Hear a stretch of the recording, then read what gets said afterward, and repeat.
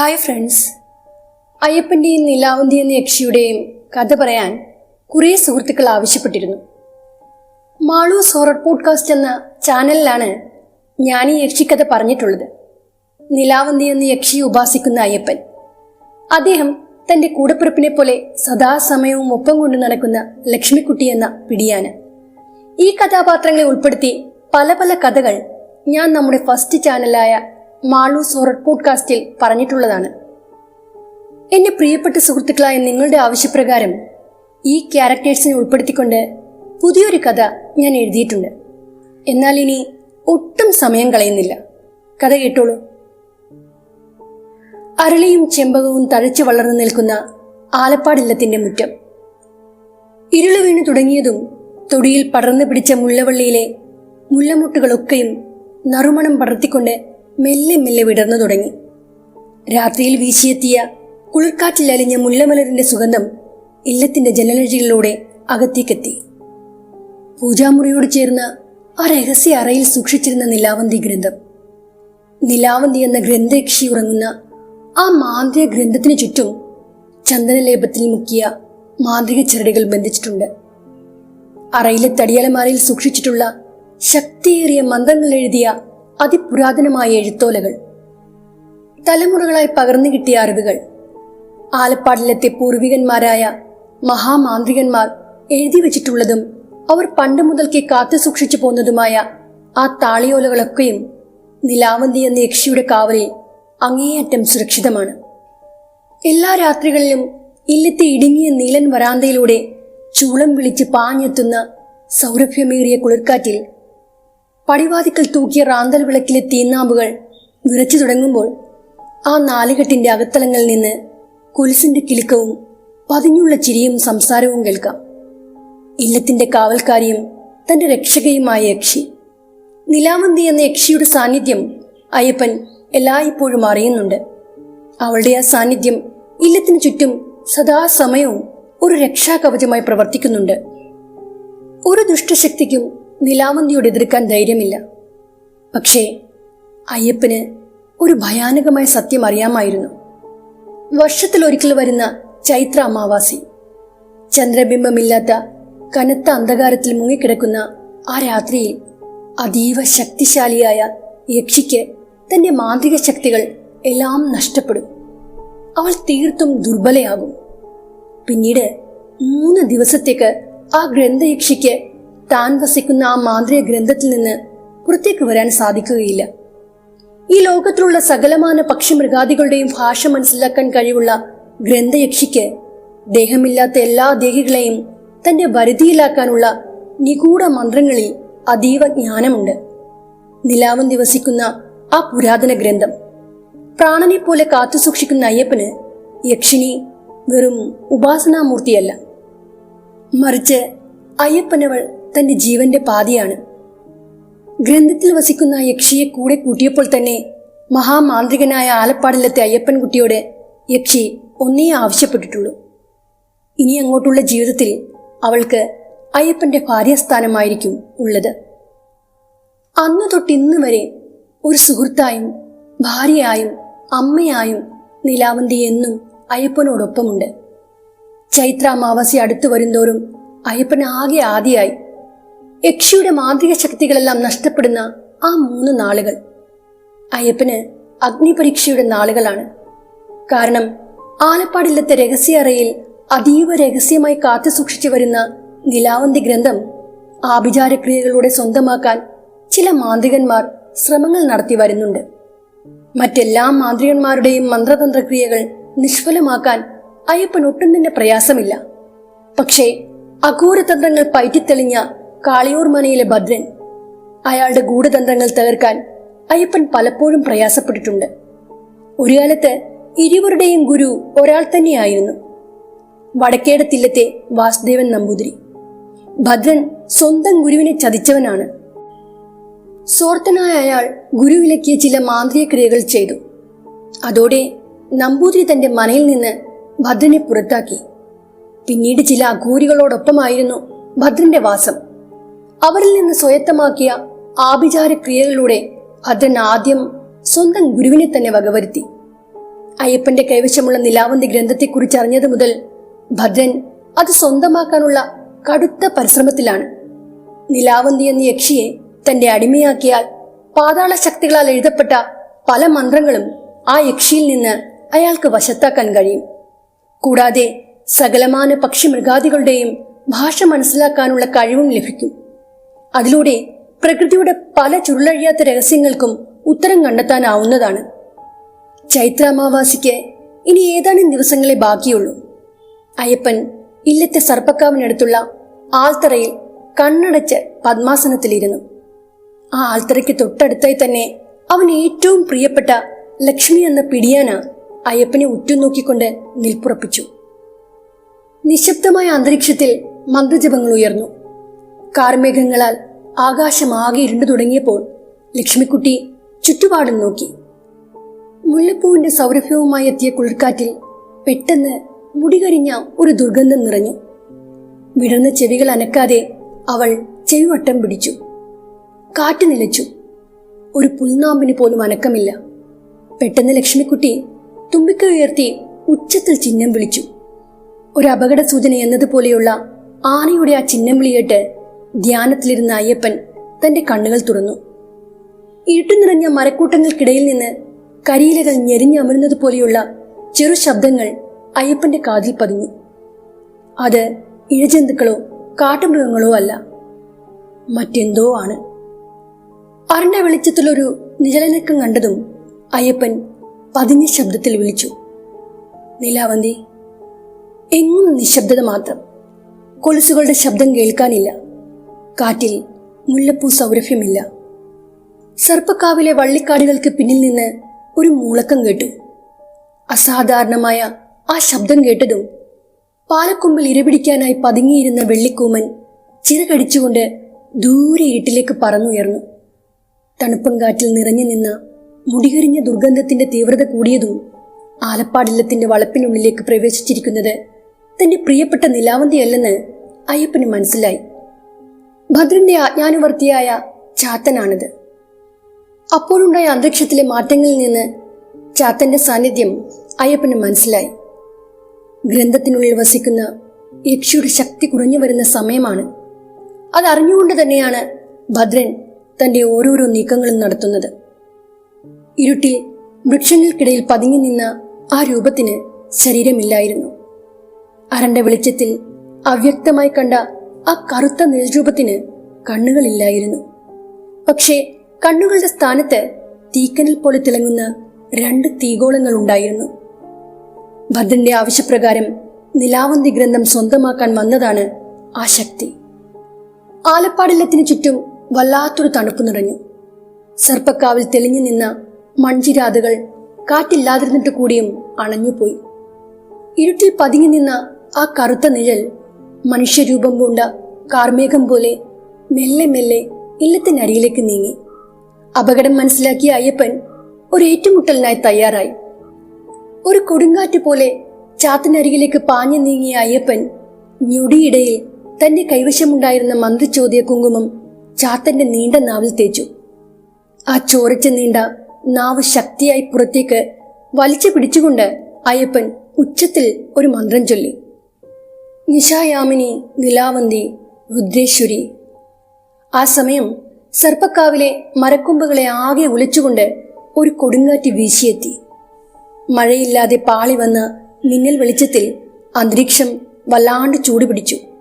അയ്യപ്പന്റെ നാവിൽ നിന്നുയർന്ന ആ മന്ത്രജപത്തിന്റെ താപത്താൽ ചാത്തൻ ഉച്ചത്തിൽ നിലവിളിച്ചു. അസഹനീയമായ വേദന നിറഞ്ഞ നിലവിളി. നിമിഷ നേരത്തിനുള്ളിൽ തന്നെ ആ ശക്തി അവിടെ നിന്ന് അപ്രത്യക്ഷനായി. ചാത്തൻ പരാജയപ്പെട്ടു.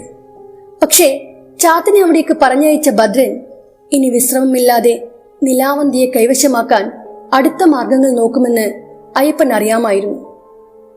ആ രാത്രിയിൽ അവൻ ഉറങ്ങിയില്ല. ആലപ്പാടില്ലത്തിന്റെ രഹസ്യ അറയ്ക്കുള്ളിൽ നിലാവന്തി ഗ്രന്ഥത്തിന് മുന്നിലായി അയ്യപ്പൻ ചമ്രം മടിഞ്ഞിരുന്നു.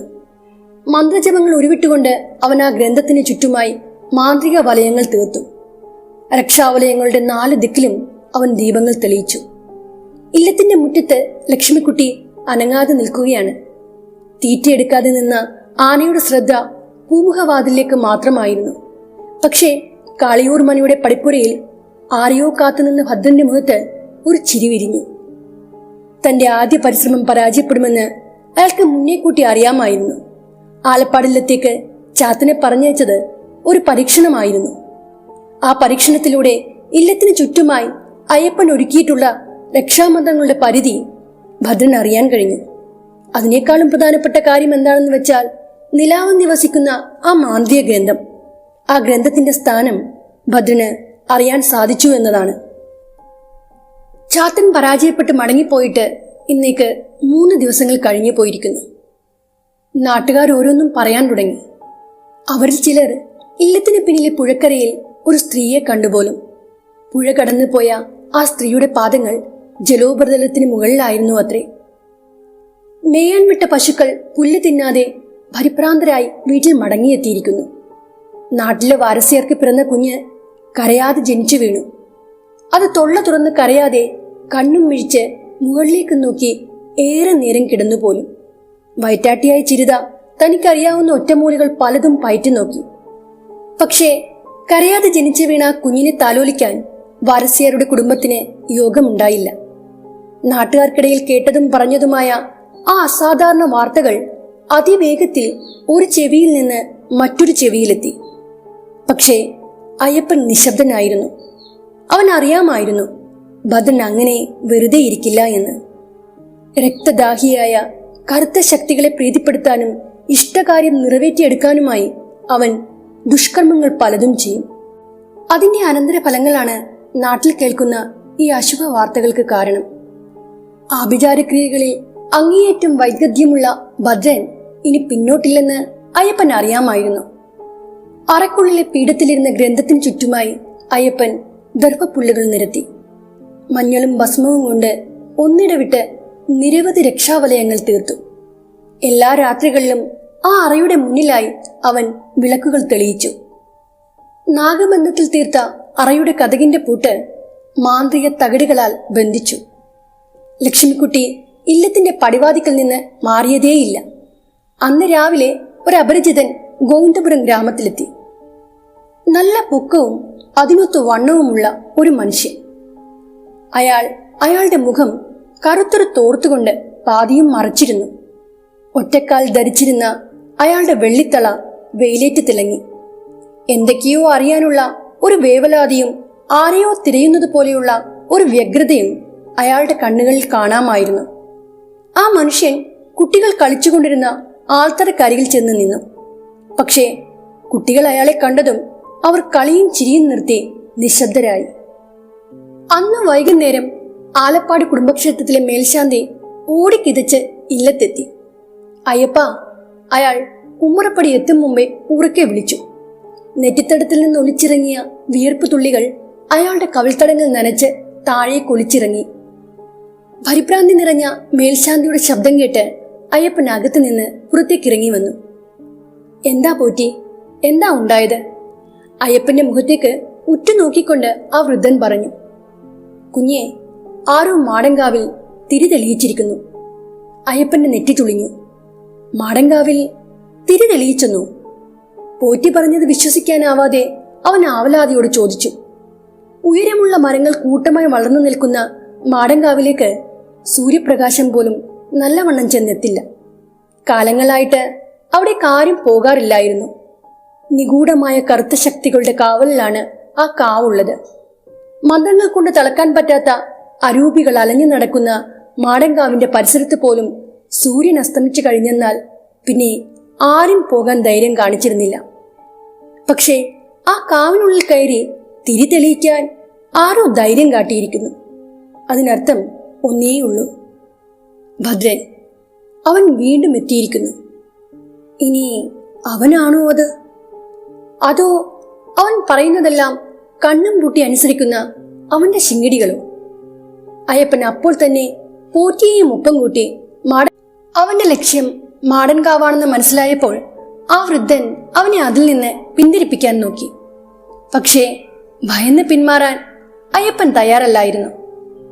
ഇല്ലത്തിന്റെ പടിപ്പുര കടന്ന് പുറത്തേക്കിറങ്ങിയ അയ്യപ്പന്റെ പിന്നാലെ ചങ്ങലബന്ധനങ്ങളൊന്നുമില്ലാതെ ഇല്ലത്തിന്റെ മുറ്റത്ത് നിന്ന ലക്ഷ്മിക്കുട്ടിയും വെച്ചുപിടിച്ചു. പോറ്റി കാവെത്തുന്നതിന് മുമ്പേ നടത്തം നിർത്തി. അയാളുടെ കണ്ണുകളിൽ ഭയം നിഴലിച്ചത് ലക്ഷ്മിക്കുട്ടി കണ്ടില്ലാന്ന് നടിച്ചു. തന്റെ യജമാനന്റെ കഴിവുകളിൽ പൂർണ്ണ വിശ്വാസമുള്ള ആ പിടിയാന ഭൂമി ചവിട്ടിക്കുലുക്കി മുന്നോട്ട് നടന്നു. സൂര്യൻ അസ്തമിച്ചു തുടങ്ങിയതേയുള്ളൂ. മാടങ്കാവിലേക്ക് പ്രവേശിക്കുന്നതിന് മുന്നേ അയ്യപ്പൻ ലക്ഷ്മിക്കുട്ടിയെ തടഞ്ഞു. നീ ഇവിടെ നിന്നാൽ മതി, പോയതുപോലെ തിരിച്ചു വരാൻ എനിക്കറിയാം. അയ്യപ്പന്റെ വാക്കുകളെ അനുസരിക്കാനേ ലക്ഷ്മിക്കുട്ടിക്കായുള്ളൂ. അവൾ അക്ഷമയോടെ അവനെയും കാത്ത് കാവിന് കുറച്ച് അകലെയായി നിൽപ്പുറപ്പിച്ചു. ഇരുണ്ടുകിടന്ന മാടൻകാവിലേക്ക് കാലെടുത്ത് വെച്ചതും അയ്യപ്പന്റെ കഴുത്തിലെ രുദ്രാക്ഷമാലയിലെ ഏലസ് ആകെ ചൂടുപിടിച്ചു. നിലാവന്തിയിൽ നിന്ന് സ്വയത്തമാക്കിയ ശക്തിയേറിയ രക്ഷാമന്ത്രങ്ങൾ ജപിച്ചുകൊണ്ട് അയ്യപ്പൻ മാടൻകാവിലേക്ക് പ്രവേശിച്ചു. നേരിയ വെളിച്ചമേ ഉള്ളൂ അവിടെ. പാതി ഉണങ്ങിയ പേരാൽ വൃക്ഷത്തിന് കീഴെ കൽത്തൂണ് പോലെ തോന്നിക്കുന്ന ഒരു പാറക്കല്ല്. ആ കറുത്ത നീളങ്കല്ലിൽ വലിയ കണ്ണുകളും നീണ്ട നാവും കോറി വരച്ചിട്ടുണ്ട്. ചുവന്ന പട്ടുതുണി കൊണ്ട് പാതി മറച്ച ആ കൽവിഗ്രഹത്തിന് തൊട്ടു മുന്നിലായി കണ്ട വിളക്കിലെ ദീപം അണഞ്ഞു കഴിഞ്ഞിരുന്നു. കരിന്തിരി കത്തി അണഞ്ഞു പോയ മൺചിരാതിൽ അവശേഷിച്ച വിളക്ക് തിരിയുമെടുത്ത് അയ്യപ്പൻ കാവിൽ നിന്ന് പുറത്തേക്ക് കടന്നു. തന്റെ തൊട്ടു പിന്നാലെ ആരൊക്കെയോ ഓടി വരുന്നത് പോലെയുള്ള ശബ്ദങ്ങൾ കേട്ടതും അവൻ തന്റെ കൈവശം സൂക്ഷിച്ചിരുന്ന ഭസ്മപ്പുതി അഴിച്ച് അന്തരീക്ഷത്തിൽ വിതറി. അതോടെ ആ ശബ്ദങ്ങൾ നിലച്ചു. പക്ഷേ താഴെ നിലത്തടിഞ്ഞുകൂടി കിടന്ന ഈർപ്പം നിറഞ്ഞ ഇലകൾക്കടിയിൽ നിന്ന് കൂട്ടമായി പുറത്തേക്ക് വന്ന കരിന്തേലുകളെ കണ്ട് അവൻ നടത്തം നിർത്തിയെങ്കിലും പക്ഷിമൃഗാദികളോട് സംസാരിക്കാൻ കഴിവുള്ള നിലാവന്തി എന്ന യക്ഷിയിൽ നിന്ന് പഠിച്ചെടുത്ത മന്ത്രങ്ങൾ കൊണ്ട് അവയെ തുരത്താനും അയ്യപ്പന് നിഷ്പ്രയാസം കഴിഞ്ഞു. ആപത്തൊന്നും കൂടാതെ മാടങ്കാവിൽ നിന്ന് പുറത്തേക്ക് വന്ന അയ്യപ്പനെ കണ്ട് ലക്ഷ്മിക്കുട്ടിയുടെ കണ്ണുകൾ തിളങ്ങി. അവളുടെ പുറത്തു കയറിയാണ് പിന്നീട് അവിടെ നിന്ന് അവൻ ഇല്ലത്തേക്ക് മടങ്ങിയത്. വഴിയിൽ കാത്തുനിന്ന പോറ്റി ഭയം കൊണ്ട് പണ്ടേ അവിടെ നിന്ന് മടങ്ങിപ്പോയിരുന്നു. അന്ന് രാത്രി അയ്യപ്പൻ പൂജാമുറിയിലെ വിളക്കിന് മുന്നിലിരുന്നു കൊണ്ട് ഒരു വെറ്റില കയ്യിലെടുത്തു. ശേഷം അതിൽ മാടൻകാവിൽ നിന്ന് കൊണ്ടുവന്ന വിളക്ക് തിരിയിലെ കരികൊണ്ട് ഒരു വൃത്തം വരച്ചു. ഇല്ലത്തിന്റെ പടിവാതിക്കൽ അക്ഷമയോടെ അകത്തേക്ക് നോക്കിക്കൊണ്ട് ലക്ഷ്മിക്കുട്ടി നിന്നു. പതിഞ്ഞ ശബ്ദത്തിൽ അയ്യപ്പന്റെ നാവിൽ നിന്ന് മന്ത്രോച്ചാരണങ്ങൾ ഉയർന്നു. നിമിഷ നേരങ്ങൾ കൊണ്ട് കരിന്തിരിയുടെ മഷി കൊണ്ട് വരച്ച ആ വൃത്തത്തിനുള്ളിൽ ഒരു മുഖം തെളിഞ്ഞു വന്നു. ആ മുഖം ഭദ്രന്റേതല്ലായിരുന്നു, അത് നിലാവന്തിയുടേതായിരുന്നു. അവളുടെ സുന്ദരമായ മുഖത്ത് വിഷാദം നിഴലിച്ചു. വെറ്റിലയിൽ തെളിഞ്ഞു വന്ന നിലാവന്തിയുടെ മുഖം ഇടയ്ക്കിടയ്ക്ക് അവ്യക്തമായി കൊണ്ടിരുന്നു. വിറയാർന്ന ശബ്ദത്തിൽ ആ യക്ഷിണി പറഞ്ഞു, അവൻ അകത്തുനിന്ന് എല്ലാം കാണുന്നുണ്ട്. അകത്തുനിന്നോ? അയ്യപ്പന്റെ ശബ്ദം ചിലമ്പിച്ചു. ആലപ്പാടില്ലത്തിന്റെ പുറത്തുനിന്ന് തുടങ്ങിയ ആ അപരിചിതന്റെ നിരീക്ഷണം ഇല്ലത്തിന്റെ അകത്തളത്തിലേക്ക് എത്തിയിരുന്നു. പൂജാമുറിയിൽ നിന്ന് അയ്യപ്പൻ അറയിലേക്കോടി. ഗ്രന്ഥത്തിൽ ചുറ്റിവരിഞ്ഞ മാന്ത്രിക ചരടുകൾക്ക് സ്ഥാനചലനം സംഭവിച്ചിരിക്കുന്നു. എലി കരണ്ട് മുറിച്ചതുപോലെ ആ ചരടുകളുടെ അഗ്രഭാഗം കാണപ്പെട്ടു.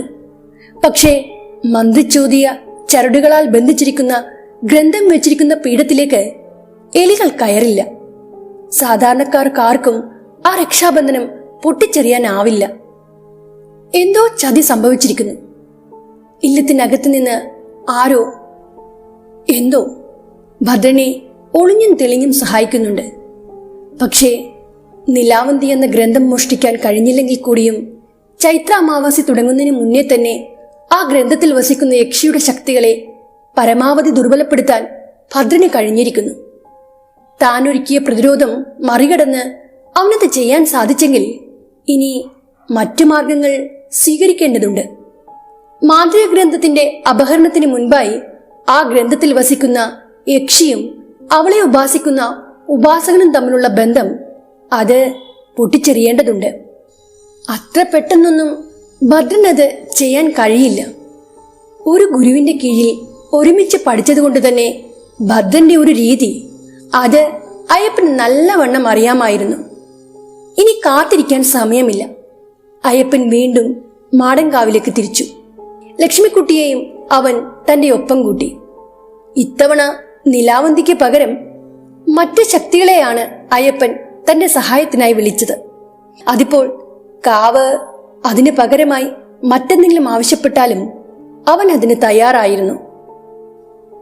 അടുത്ത പകൽ ഗോവിന്ദപുരം എന്ന ആ പാലക്കാടൻ ഗ്രാമത്തിന് മീതെ കനത്ത പുകമഞ്ഞ് നിറഞ്ഞു നിന്നു. അവിടെ സമയത്തിനേക്കാളും വേഗത്തിൽ കെട്ടുകഥകൾ സഞ്ചരിക്കും. കൃഷിക്കാർ തങ്ങളുടെ നിലമുഴുന്നത് നിർത്തിയപ്പോൾ മാടൻകാവിന് ചുറ്റിനുമായി നിർത്താതെ കരഞ്ഞുകൊണ്ട് കാക്കകൾ വട്ടം ചുറ്റി പറന്നുയർന്നു. കിണറ്റിൽ നിന്ന് വെള്ളം കോരാൻ വന്ന പെണ്ണുരുത്തി കൂട്ടുകാരികളോട് രഹസ്യമെന്നതുപോലെ പറഞ്ഞു. ആലപ്പാടിലെത്തിയ അയ്യപ്പൻകുട്ടി മാടൻകാവിനുള്ളിൽ കയറി. അതും പാതിരാത്രിയിൽ. അവിടെ എന്തൊക്കെയോ മന്ത്രവാദ ക്രിയകൾ നടത്തിയെന്നാ കടത്തുകാരൻ കുമാരൻ പറഞ്ഞത്. പൊടിപ്പും തൊങ്ങലും വെച്ച വാർത്തകൾ കാട്ടുതീ പോലെ പരന്നു. ചായപ്പിടിയുടെ മുറ്റത്തെ ബെഞ്ചിലിരുന്ന ഒരു വൃദ്ധൻ ബീഡി വലിച്ചുകൊണ്ട് ആരോടൊന്നില്ലാതെ പറഞ്ഞു, മാടൻകാവ് വീണ്ടും ഉണർന്നിരിക്കുന്നു. ഇനി ഈ നാട്ടുകാർക്ക് പേടിക്കണം. പല ആപത്തുകളും വന്നുചേരും. ഉച്ചവേല മൂത്തപ്പോൾ പാടവരമ്പത്തെ മാവിൻ ചുവട്ടിൽ 3 പേർ ഒത്തുകൂടി. ഗോവിന്ദപുരം ക്ഷേത്രത്തിലെ പാറാവുകാരൻ കൃഷ്ണൻ നായർ, ആ നാട്ടിലെ വയറ്റാട്ടിയായ ചിരിത, പിന്നെ വായിൽ തോന്നുന്നത് വിളിച്ചു പറയുന്ന പാച്ചുമൂപ്പൻ. മൂവർക്കും പറയാൻ ഏറെയുണ്ട് കാര്യങ്ങൾ. ഞാൻ എന്റെ ചെറുപ്പത്തിൽ യക്ഷിയെ കണ്ടിട്ടുണ്ട്.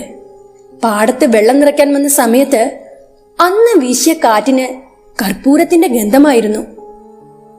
അന്ന് കേട്ട ആ കുരിശിന്റെ ശബ്ദം അതിപ്പോഴും ഇടയ്ക്കിടെ കേൾക്കുന്നത് പോലെ എനിക്ക് തോന്നാറുണ്ട്. ഗോവിന്ദപുരത്ത് കണ്ട ആ അപരിചിതൻ, തോർത്തുകൊണ്ട് മുഖം മറച്ചു വന്ന ആ അപരിചിതനെ മാടങ്കാവിൽ നടന്ന ആ സംഭവത്തിന് ശേഷം പിന്നീട് ആരും കണ്ടിട്ടില്ല എന്നൊരു നാട്ടുവർത്തമാനവും ഇടയ്ക്ക് കേട്ടു. ആ രാത്രിയിൽ അയ്യപ്പൻ മാടങ്കാവിന് മുന്നിൽ നിൽക്കുകയായിരുന്നു. അവനോടൊപ്പം ലക്ഷ്മിക്കുട്ടിയുമുണ്ട്. കാവിനകത്തേക്ക് കടക്കാൻ അവൾ വിസമ്മതം പ്രകടിപ്പിച്ചു. ചെവികൾ കൂർപ്പിച്ച് കണ്ണുകൾ തുറന്നു പിടിച്ച് ആ ആന തന്റെ യജമാന് ചില അപകട സൂചനകൾ നൽകാൻ ശ്രമിച്ചു. അത് മനസ്സിലാക്കിയ അയ്യപ്പൻ ലക്ഷ്മിക്കുട്ടിയുടെ തുമ്പിക്കൈയിൽ സ്നേഹത്തോടെ തഴുകിക്കൊണ്ട് പറഞ്ഞു, നീ ഇവിടെ തന്നെ നിന്നോ.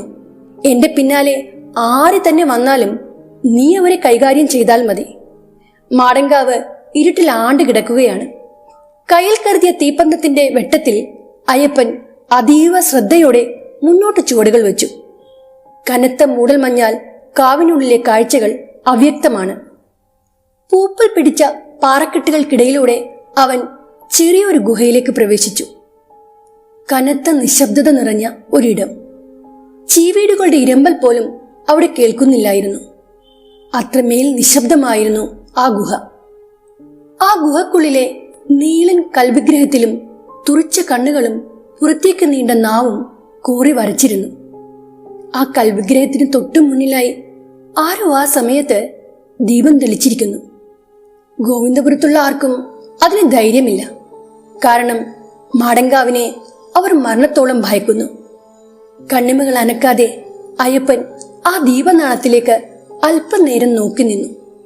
പെട്ടെന്ന് തന്റെ തൊട്ടു പിന്നിലായി ആരോ നടന്നു മാറിയതുപോലുള്ള ഒരു തോന്നൽ അവനുണ്ടായി. വെളുത്ത നിഴല് പോലെ എന്തോ ഒന്ന്.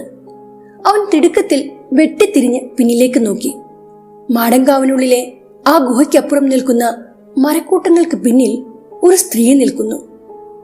ചീകി ഒതുക്കാത്ത അവളുടെ നീളൻ മുടി കാറ്റിൽ പാറിപ്പറന്നു. തലവഴി മൂടിയ നിറം മങ്ങിയ വെള്ള സാരിയാൽ ആ സ്ത്രീയുടെ മുഖം പാതിയും മറഞ്ഞു പോയിരുന്നു. അവളുടെ വരണ്ടുണങ്ങിയ ചുണ്ടുകളും താടിയും മാത്രമേ കാണാനാവുന്നുള്ളൂ. വലിയൊരു മരത്തിന് പിന്നിൽ മറഞ്ഞു നിന്നതുകൊണ്ട് തന്നെ അവൾ ആരാണെന്ന് മനസ്സിലാക്കുവാൻ അയ്യപ്പന് കഴിയുന്നില്ലായിരുന്നു. അനങ്ങാതെ നിശബ്ദയായി നിന്ന ആ സ്ത്രീയെ കണ്ട് അയ്യപ്പൻ അവളോട് ചോദിച്ചു, ആരാണ് നീ? മറുപടി ഒന്നും ഉണ്ടായില്ല.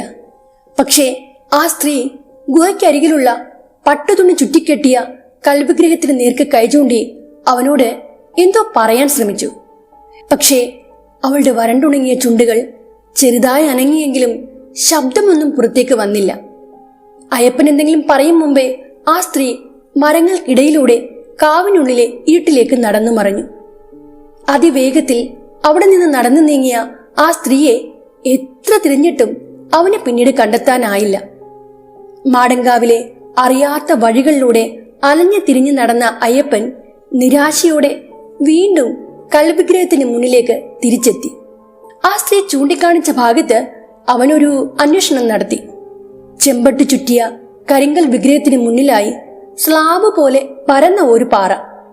അതിനു മുകളിൽ പൂപ്പലും ഈർപ്പവും തട്ടി ജീർണിച്ച ഇലകളും കുമിഞ്ഞു കൂടിയിട്ടുണ്ട്. അതെല്ലാം മാറ്റി അയ്യപ്പൻ ആ കരിങ്കൽ പാളി വൃത്തിയാക്കി. പൂപ്പല് മാറിയ ആ കരിങ്കൽ പാളിയിൽ ചില ചിഹ്നങ്ങളും എഴുത്തുകളും തെളിഞ്ഞു കണ്ടു. പക്ഷേ അതിലെ ആ ചിഹ്നങ്ങളും എഴുത്തുകുത്തുകളും മനസ്സിലാക്കാൻ അയ്യപ്പന് കഴിഞ്ഞില്ല. ആ കരിങ്കൽ പാളിയിൽ കോരി വരച്ചിരിക്കുന്ന അക്ഷരങ്ങൾക്കും ചിഹ്നങ്ങൾക്കും ചുവപ്പ് നിറമായിരുന്നു. അയ്യപ്പൻ തന്റെ കൈവിരലുകളാൽ ആ അക്ഷരങ്ങളിൽ സ്പർശിച്ചു. മരണത്തിന്റെ ഒരുതരം തണുപ്പായിരുന്നു ആ കരിങ്കൽ പാളിയിൽ തൊട്ടപ്പോൾ അവൻ അനുഭവപ്പെട്ടത്. തിടുക്കത്തിൽ കൈ പിന്നോട്ട് വലിച്ച സമയത്ത് അയ്യപ്പൻ ഒരു കാര്യം മനസ്സിലായി. എഴുത്തുകുത്തുകളിൽ പുരണ്ട ആ ചുവപ്പ് നിറം, അത് ഉണങ്ങിപ്പിടിച്ച ചോരക്കറയായിരുന്നു. മനുഷ്യന്റെയോ മൃഗത്തിന്റെയോ ചുടുചോര പുരണ്ട ഒരു ബലിക്കല്ല്.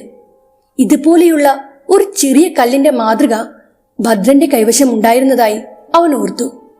ഒന്നിച്ച് മന്ത്രതന്ത്രങ്ങൾ പഠിക്കുന്ന സമയത്ത് ഭദ്രന്റെ കൈവശമുള്ള ആ കല്ല് അവൻ അബദ്ധവശാൽ കാണാനിടയായതാണ്. അയ്യപ്പന്റെ ഉള്ളിലായി ഒരാളലുണ്ടായി.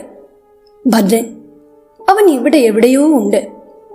ചെയ്യാൻ പാടില്ലാത്ത എന്തോ കുടിലതന്ത്രങ്ങൾ അവൻ ഇവിടെ ചെയ്തിരിക്കുന്നു. പെട്ടെന്ന് മാടങ്കാവിലെ വൃക്ഷങ്ങളെ ആകമാനം മുലച്ചുകൊണ്ട് ഒരു കൊടുങ്കാറ്റ് വീശിയെത്തി. ആ കാറ്റിൽ നിലത്ത് വീണ് കിടന്ന കരിയിലക്കൂട്ടങ്ങൾ വട്ടം ചുറ്റി പറന്നു. ഉണക്കമരങ്ങളുടെ ശിഖരങ്ങൾ തമ്മിൽ ഉരസി തീപ്പൊരി ചിതറി. അപകടം മണത്ത അയ്യപ്പൻ ജാഗരൂകനായി. അവന്റെ നാവിൽ രക്ഷാമന്ത്രങ്ങൾ ഉയർന്നു. പക്ഷേ ദേഹമില്ലാത്ത ഒരു രൂപമല്ലായിരുന്നു അപ്പോൾ അയ്യപ്പന്റെ മുന്നിൽ പ്രത്യക്ഷപ്പെട്ടത്.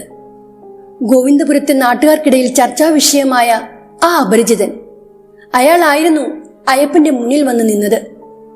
കറുത്ത തോർത്താൽ മുഖം മറച്ച ആ മനുഷ്യൻ തന്റെ മുഖം കാട്ടി വികൃതമായി ചിരിച്ചു.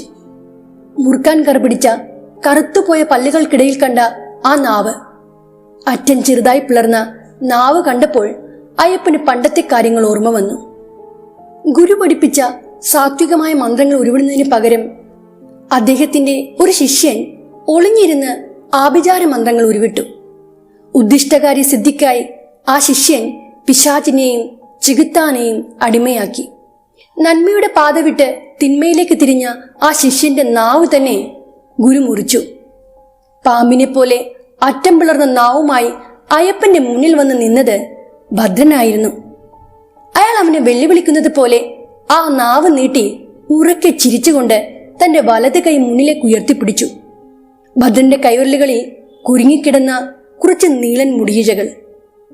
അസാധാരണ നീളമുള്ള ആ ചുരുണ്ട കറുത്ത മുടിയിഴകൾ കണ്ടപ്പോഴേ അയ്യപ്പന്റെ നെഞ്ചിടിപ്പേറി. അത് നിലാവന്തിയുടെ മുടിയിഴകളാണ്. ഭദ്രന്റെ മുഖത്ത് കണ്ട കുടിലത നിറഞ്ഞ ആ ചിരിയിൽ നിന്ന് അയ്യപ്പൻ പലതും മനസ്സിലാക്കി. ഭദ്രൻ തന്റെ അഘോരതന്ത്രങ്ങൾ ഉപയോഗിച്ച് നിലാവന്തിയുടെ ശക്തി മാത്രമല്ല ദുർബലമാക്കിയിരിക്കുന്നത്, അവൻ ആ ഗ്രന്ഥയക്ഷിയുടെ രൂപഭാവങ്ങൾ വരെ മാറ്റിയിരിക്കുന്നു. അവളുടെ ഓർമ്മകളെ തന്നെ മായിച്ചിരിക്കുന്നു. നിലാവന്തിയും താനുമായുള്ള ബന്ധം പോലും ഒരുപക്ഷെ ആ യക്ഷിനെ മറന്നു പോയിരിക്കാം. മാടങ്കാവിലെ മരത്തിന് പിന്നിൽ നിന്ന് തന്നെ നിരീക്ഷിച്ച ആ സ്ത്രീ, അത് മറ്റാരുമല്ലായിരുന്നു, രൂപവും ഭാവവും മാറിയ നിലാവന്തി തന്നെയായിരുന്നു അതെന്ന് അയ്യപ്പന് പിന്നീട് ബോധ്യമായി. ഈ ചൈത്ര അമാവാസിയിൽ നിലാവന്തിയെ ഭദ്രൻ തന്റെ അടിമ. ആലപ്പാടില്ലത്തിന്റെ അറക്കുള്ളിൽ നിലാവന്തി ഗ്രന്ഥം ഇപ്പോഴും ഭദ്രമാണ്. പക്ഷേ അതിനുള്ളിൽ വസിക്കുന്ന ആ ശക്തി, അതിനെ പൂർണ്ണമായി തന്റെ വരുതിയിലാക്കാൻ ഭദ്രന്റെ അഘോരതന്ത്രങ്ങൾക്ക് ഇപ്പോഴും കഴിഞ്ഞിട്ടില്ല എന്ന് അയ്യപ്പന് മനസ്സിലായി.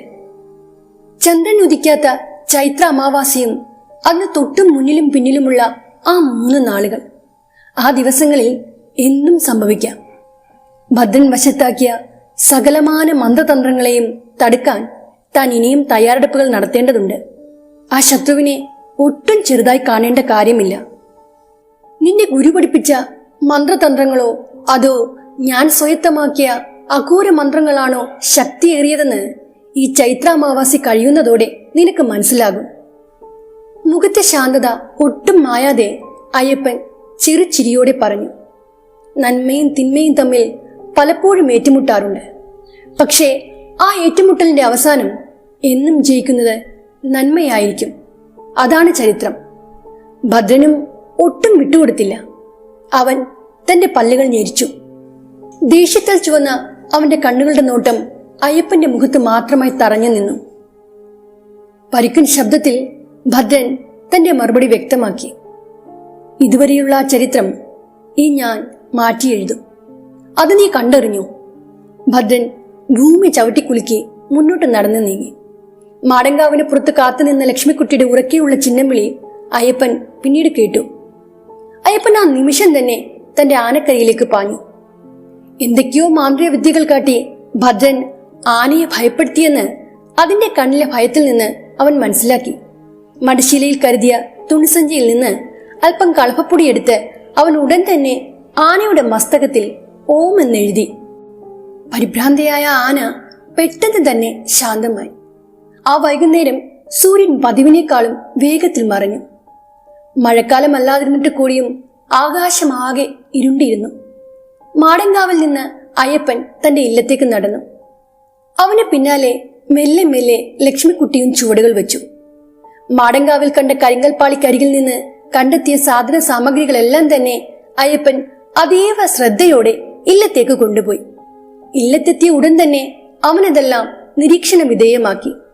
സ്വർണ്ണ അലുക്കുകളുള്ള കീറിപ്പറിഞ്ഞ ഒരു വെളുത്ത തുണിക്കഷ്ണം, തീജ്വാലകളുടെ ചൂടേറ്റ് കറുത്തുപോയ ഒരു ചെമ്പ് നാണയം, പൊട്ടിയ മാന്ത്രിക ചരടുകൾ, മാടങ്കാവിലെ മണ്ണ് പുരണ്ട ആ സാധനങ്ങളൊക്കെയും ഏതോ ആഭിചാരക്രിയകൾ ചെയ്യാൻ ഉപയോഗിച്ച വസ്തുക്കളാണ്. അത് മനസ്സിലാക്കാൻ അയ്യപ്പന് ഒരു മന്ത്രത്തിന്റെയും ആവശ്യം വന്നില്ല. മാടങ്കാവിന്റെ മണ്ണിൽ ഉറങ്ങിക്കിടന്ന ഏതോ ഒരു അദൃശ്യ ശക്തിയെ ആരോ ഉണർത്തിയിരിക്കുന്നു.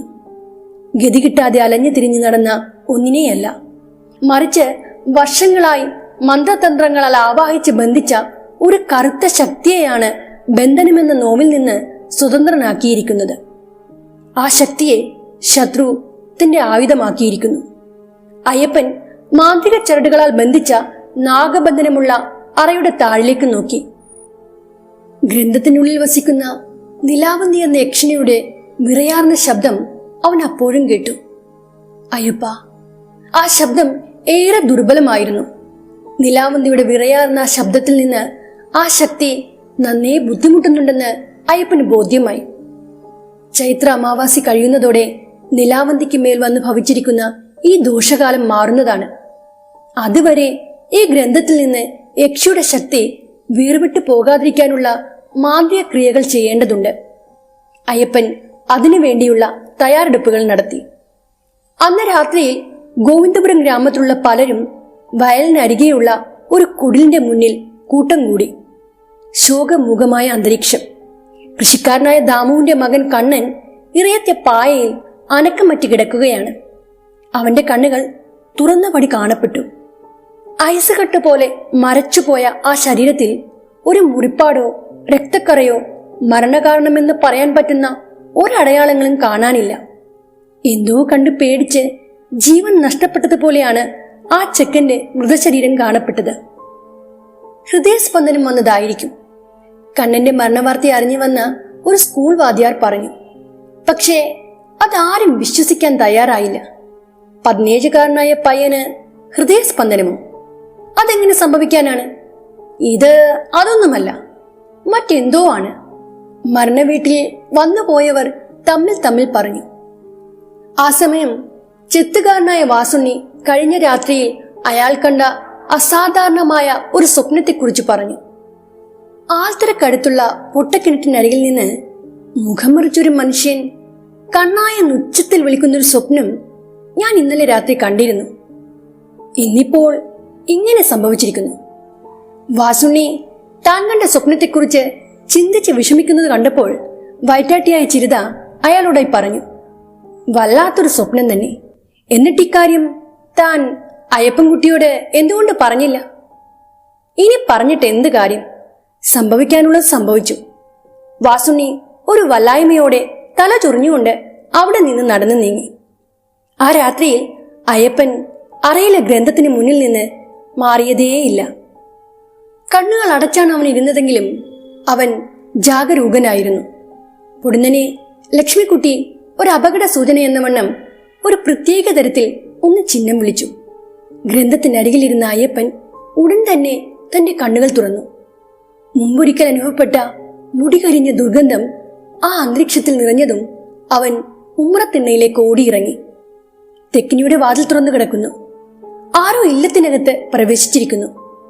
ഉമ്രത്തിണ്ണയുടെ പടിവാതിലിനപ്പുറം നിന്ന ലക്ഷ്മിക്കുട്ടി തുടരെ ചിഹ്നം വിളിച്ചു. അവളുടെ നോട്ടം തെക്കിനിയിലെ വരാന്തയിൽ കണ്ട നിഴലനക്കത്തിലേക്ക് മാത്രമായി ഒതുങ്ങി. അയ്യപ്പൻ ചുറ്റുപാടും നോക്കിക്കൊണ്ട് പുറത്തേക്കിറങ്ങി. ഓടുപാകിയ തെക്കിനിയുടെ മുകളിൽ ഒരു രൂപം അനങ്ങാതെ നിൽക്കുന്നു. മെലിഞ്ഞുണങ്ങിയ ഒരാൾ രൂപം. അത് ആ പയ്യനായിരുന്നു. മരിച്ചുപോയ കണ്ണൻ.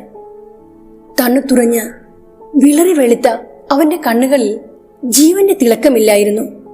പക്ഷേ ഉണങ്ങി വരണ്ടുപോയ അവന്റെ ചുണ്ടുകൾ ചലിക്കുന്നുണ്ടായിരുന്നു.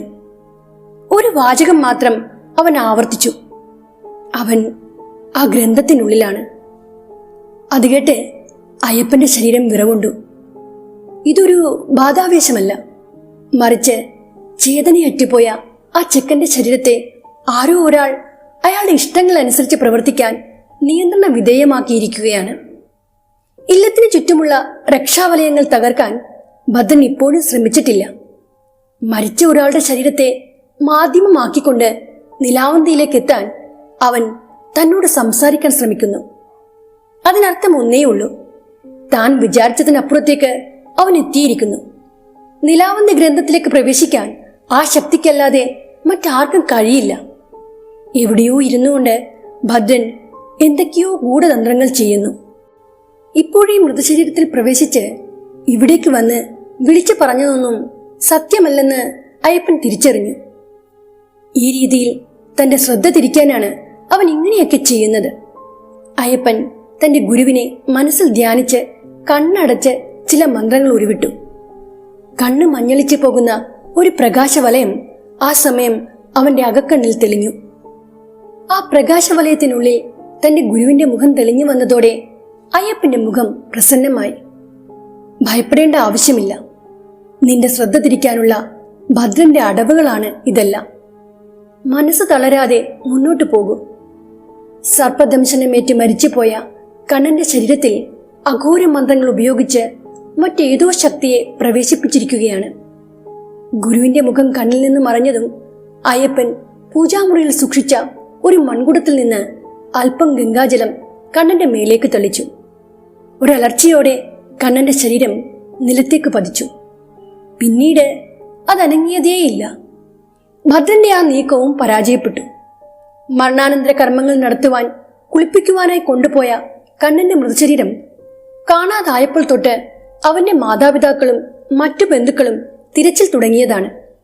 കേട്ടുകേൾവി പോലും ഇല്ലാത്ത കാര്യങ്ങളാണ് ഗോവിന്ദപുരത്തിപ്പോൾ നടക്കുന്നത്. ഒട്ടും സമയം കളയാതെ അയ്യപ്പൻ കണ്ണന്റെ വീട്ടുകാരെ വിവരം അറിയിച്ചു.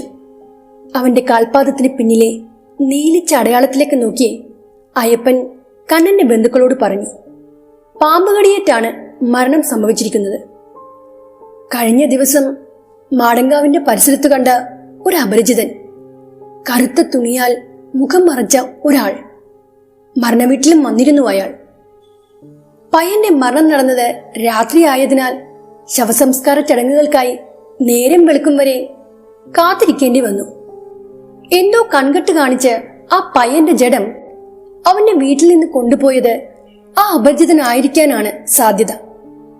ആ നാട്ടുകാരനായ വാസുണിയുടെ വാക്കുകൾ കേൾക്കും മുമ്പേ ആ അപരിചിതൻ ആരാണെന്ന് അയ്യപ്പൻ അറിയാമായിരുന്നു. അടുത്ത പകൽ അയ്യപ്പന്റെ മേൽനോട്ടത്തിൽ കണ്ണന്റെ മരണാനന്തര കർമ്മങ്ങൾ യാതൊരു തടസ്സങ്ങളുമില്ലാതെ നടന്നു. ആ പയ്യന്റെ ആത്മാവിന് നിത്യശാന്തി ലഭിക്കാനുള്ള ചില പ്രത്യേക കർമ്മങ്ങളും അയ്യപ്പൻ ചെയ്തു. മഴയിൽ കുതിർന്ന 2 ദിനങ്ങൾ പിന്നെയും കടന്നുപോയി. ഭദ്രൻ തനിക്കെതിരെ പുതിയ കുതന്ത്രങ്ങൾ മെനയുമെന്ന് അവൻ അറിയാമായിരുന്നു. ഗുരു പറഞ്ഞതുപോലെ ചൈത്ര അമാവാസി തുടങ്ങുമ്പോൾ മാത്രമേ ഭയപ്പെടേണ്ടതുള്ളൂ. നിലാവന്തിക്കിപ്പോഴും ഭദ്രനോട് പൊരുതാം. പക്ഷേ ആ യക്ഷിണിക്ക് സ്വന്തം ശക്തിയിൽ വിശ്വാസമില്ലാണ്ടായിരിക്കുന്നു, സ്വയം മറന്നതുപോലെ. കാരണം ഭദ്രന്റെ അഘോരതന്ത്രങ്ങൾ തന്നെയാണ്. അടുത്ത പകൽ മുഴുവനും അയ്യപ്പൻ മാന്ത്രിക ക്രിയകളിൽ മുഴുകി. രാത്രിയായതോടെ അന്തരീക്ഷത്തിന് ആകെ ഒരു മാറ്റമുണ്ടായി. ശക്തിയേറിയ കാറ്റ് വീശി. ആകാശമാകെ കറുത്തിരുണ്ടു. ഒരു മഴക്കുള്ള പുറപ്പാടാണ്. ആദ്യ ഇടിനാദം കേൾക്കുന്നതിന് മുന്നേ അസാധാരണമായ എന്തെങ്കിലുമൊക്കെ സംഭവിക്കുമെന്ന് അയ്യപ്പന്റെ മനസ്സ് പറഞ്ഞു. ഇല്ലത്തിന്റെ പടിപ്പുരയിൽ നിന്ന് ചുറ്റുവട്ടം നിരീക്ഷിക്കുന്ന സമയത്തും ചെവിവട്ടം പിടിച്ചുകൊണ്ട് അവന്റെ തൊട്ട് പിന്നാലെ തന്നെ ലക്ഷ്മിക്കുട്ടി ഉണ്ടായിരുന്നു. ഗ്രന്ഥം സൂക്ഷിച്ചിരിക്കുന്ന അറയിലും കർപ്പൂര ദീപങ്ങൾ തെളിയിച്ചിട്ടുണ്ട്. ചെമ്പട്ടി വിരിച്ച പീഠത്തിൽ യക്ഷിണി ധ്യാനത്തിൽ എന്നതുപോലെ ഇരുന്നു. നീണ്ട നിശബ്ദതയ്ക്കൊടുവിൽ നിലാവന്തി തന്റെ കണ്ണുകൾ തുറന്നു. ആ കണ്ണുകളിൽ ഭയം നിഴലിച്ചിരുന്നു. അവൻ ഇവിടെ തന്നെയുണ്ട്. പണ്ടെങ്ങോ മാടൻകാവിലെ മണ്ണിനടിയിൽ ബന്ധിച്ച ഒരു അദൃശ്യ ശക്തിയെ അവൻ ഉണർത്തിയിരിക്കുന്നു. ബന്ധനത്തിൽ നിന്ന് സ്വതന്ത്രനായ ആ ശക്തി ഇപ്പോൾ അവന്റെ അടിമയാണ്. ചുടലകാക്കുന്ന മാടൻ അവൻ ഇവിടെയുണ്ട്. പെട്ടെന്ന് ഒരു മിന്നൽ വെളിച്ചം പാളി വീണു. കണ്ണു മിഞ്ചിക്കുന്ന ആ വെള്ളി വെളിച്ചത്തിൽ നടുക്കം കൊള്ളിക്കുന്ന ഒരു അലർച്ച മുഴങ്ങി. ഭദ്രന്റെ അടിമയായ മാടൻ, മനുഷ്യരൂപം പോലെ തോന്നിക്കുന്ന കറുത്ത ഒരു പുകച്ചുരുൾ.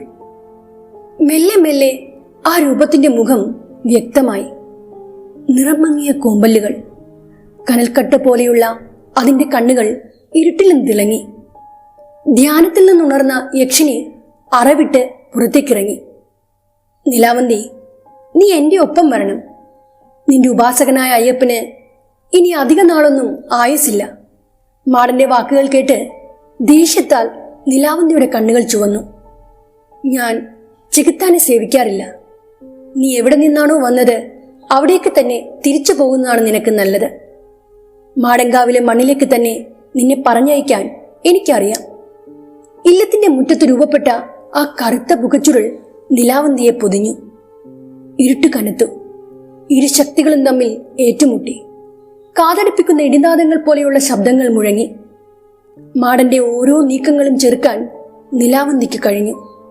അതിപുരാതനമായ അങ്ങേയറ്റം ശക്തിയേറിയ നിലാവന്തിയുടെ മന്ത്രജപങ്ങൾക്ക് മുന്നിൽ മാടൻ ശക്തിഹീനനായി. പിന്നീടുണ്ടായ മിന്നൽ പിണറിനോടൊപ്പം തന്നെ ഒരലർച്ച കേട്ടു. കൊടുങ്കാറ്റ് പോലെ വന്ന ആ പുകച്ചുരുൾ രൂപം ഇരുട്ടിൽ അലിഞ്ഞ് എവിടെയോ അപ്രത്യക്ഷമായി. ആ സമയത്ത് അവിടെ നിറഞ്ഞ കനത്ത നിശബ്ദതയിൽ നിന്ന് ആ ഇരുണ്ട ശക്തി ഇല്ലം വിട്ട് പോയിക്കഴിഞ്ഞു എന്ന് അയ്യപ്പന് മനസ്സിലായി. നിലാവന്തി അവശയായിരുന്നു. മാടനെ തോൽപ്പിക്കാൻ കഴിഞ്ഞെങ്കിലും ആ ചെറുത്തുനിൽപ്പ് നിലാവന്തിയെ തളർത്തിയിരിക്കുന്നു എന്ന് അയ്യപ്പൻ അറിഞ്ഞു. ഭദ്രന്റെ നീക്കങ്ങളെ തകർക്കാൻ നിനക്ക് നിന്റെ ശക്തി കൂടുതൽ വിനിയോഗിക്കേണ്ടി വന്നു. നിലാവന്തി കണ്ണുകൾ ഉയർത്തി അയ്യപ്പനെ നോക്കി.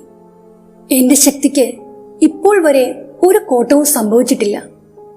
പക്ഷേ ആ ദോഷകാലം അതടുത്തു വരികയാണ്. ചൈത്ര അമാവാസിയിൽ നിലാവന്തിയുടെ ശക്തികൾ പൂർണ്ണമായും നഷ്ടപ്പെടും. എങ്കിലും അത് താൽക്കാലികമാണ് താനും. ചന്ദ്രനുമേൽ കരിനിഴൽ വീഴുന്ന ആ സമയത്ത് നിലാവന്തിയെയോ അവൾ വസിക്കുന്ന ഗ്രന്ഥത്തെയോ ആരെങ്കിലും അപഹരിച്ചാൽ പിന്നെ ആ യക്ഷിണിയുടെ യജമാനൻ അയാളായിരിക്കും. ആ രാത്രിയിൽ പെയ്ത മഴ തോരുന്നതുവരെ അയ്യപ്പനും നിലാവന്തിയും അയ്യപ്പന്റെ മടിത്തട്ടിൽ അവൾ കണ്ണുകളടച്ച് ശാന്തമായി ഉറങ്ങി. എല്ലാം മറന്നുറങ്ങുന്ന നിലാവന്തിയുടെ തലയിൽ തലോടിക്കൊണ്ട് അയ്യപ്പൻ അവളുടെ ശാന്തസുന്ദരമായ മുഖത്തേക്ക് നോക്കി. നിലാവന്തിയെ തനിക്ക് നഷ്ടപ്പെടുമോ എന്നുള്ള ചിന്ത അവനെ വല്ലാണ്ടലട്ടി.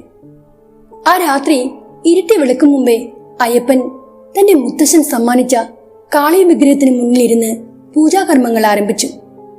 ആലപ്പാടില്ലത്തിന്റെ അകത്തളം കർപ്പൂര ഗന്ധത്താൽ നിറഞ്ഞു. ആ പകൽ അവസാനിച്ചതോടെ ചൈത്ര അമാവാസി ആരംഭിച്ചു. കാറ്റ് നിലച്ചുപോയ ആ രാത്രിക്ക് ഭയപ്പെടുത്തുന്ന ഒരു നിശബ്ദതയായിരുന്നു. താൻ ഭയപ്പെടുന്ന ആ ദിവസം വന്നെത്തുമെന്ന് അയ്യപ്പൻ അറിയാമായിരുന്നെങ്കിലും ആ രാത്രിയിലെ നിശബ്ദതയ്ക്ക് ഇത്രയേറെ ആഴമുണ്ടാകുമെന്ന് അവൻ ഒട്ടും പ്രതീക്ഷിച്ചിരുന്നില്ല. ഇല്ലത്തിന്റെ മുറ്റത്ത് നിന്ന് ആന ആകെ ഒരു അസ്വസ്ഥത പ്രകടിപ്പിച്ചു. അവൾ തീറ്റയെടുക്കുകയോ മയങ്ങുകയോ ചെയ്തില്ല. ലക്ഷ്മിക്കുട്ടിയുടെ നോട്ടം പടിപ്പുരയ്ക്കപ്പുറമുള്ള കുറ്റിക്കാട്ടിലേക്കായിരുന്നു. ആ കുറ്റിക്കാടിന് മുന്നിലെ വഴിയിൽ ഒരാള് നിൽക്കുന്നുണ്ട്. അയാൾ ഇരുട്ടിൽ നിന്ന് പടിപ്പുരയ്ക്ക് നേർക്ക് നടന്നു വരികയാണ്. പടിപ്പുരയുടെ തൂണിൽ തൂക്കിയ റാന്തൽ വെളിച്ചത്തിൽ ആ ആളുടെ മുഖം മെല്ലെ മെല്ലെ വ്യക്തമായി. കാളിയൂർ മനയിലെ ഭദ്രൻ. ഇത്രയും നാളും ആലപ്പാടില്ലത്തിന്റെ 7 അയലത്ത് പോലും അടുക്കാതിരുന്ന ഭദ്രൻ ഇന്ന് ഒരു ഭയവും കൂടാതെ നെഞ്ച് വിരിച്ച് പടിപ്പുരയുടെ മുന്നിലെത്തി. ഭദ്രനെ കണ്ടതും ലക്ഷ്മിക്കുട്ടി ഉറക്കെ ചിഹ്നം വിളിച്ചു.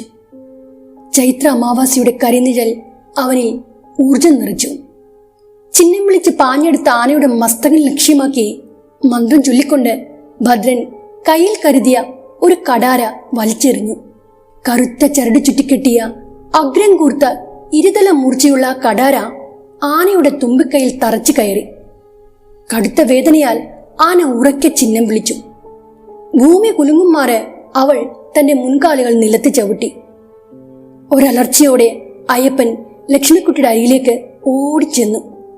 ഒരു നിമിഷം പോലും പാഴാക്കാതെ ആ തക്കം നോക്കി ഭദ്രൻ അറയിൽ കടന്നുകൂടി.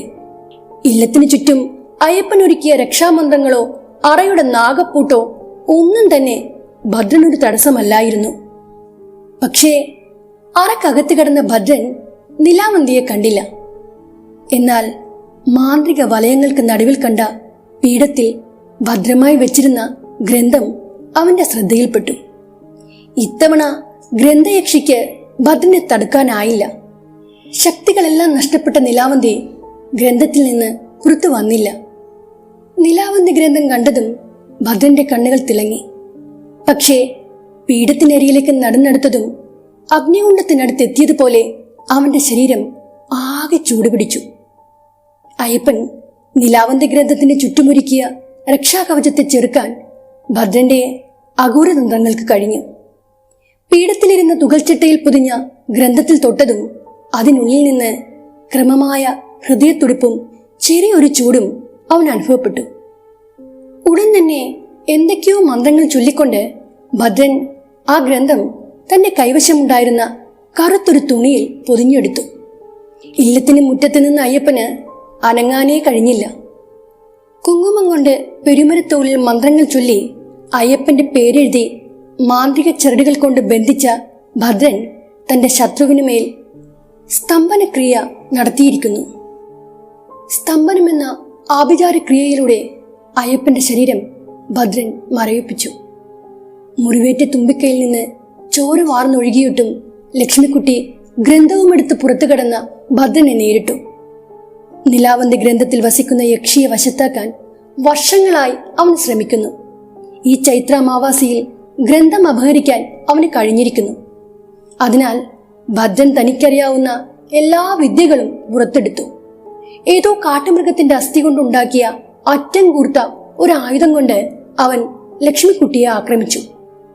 മൂർച്ചയേറിയ ആ ആയുധം ആനയുടെ മസ്തകത്തിൽ തന്നെ തറച്ചു കയറി. മരണവേദനയാൽ ആന ഉറക്കെ ചിഹ്നം വിളിച്ചു. പക്ഷേ അവൾ പിന്മാറിയില്ല. മുറിവേറ്റ തുമ്പിക്കൈ കൊണ്ട് ലക്ഷ്മി ഭദ്രനെ വട്ടം ചുറ്റിയെടുത്ത് ദൂരേക്ക് ചുഴറ്റിയെറിഞ്ഞു. ആ വീഴ്ചയിൽ ഭദ്രന്റെ കൈവശമുണ്ടായിരുന്ന ഗ്രന്ഥം ദൂരേക്ക് തെറിച്ചു വീണു.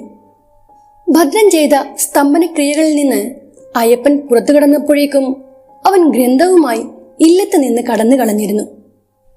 നിലാവന്തി ഇല്ലാത്ത ആലപ്പാടില്ലത്ത് അയ്യപ്പന് വല്ലാത്തൊരു ശൂന്യത അനുഭവപ്പെട്ടു.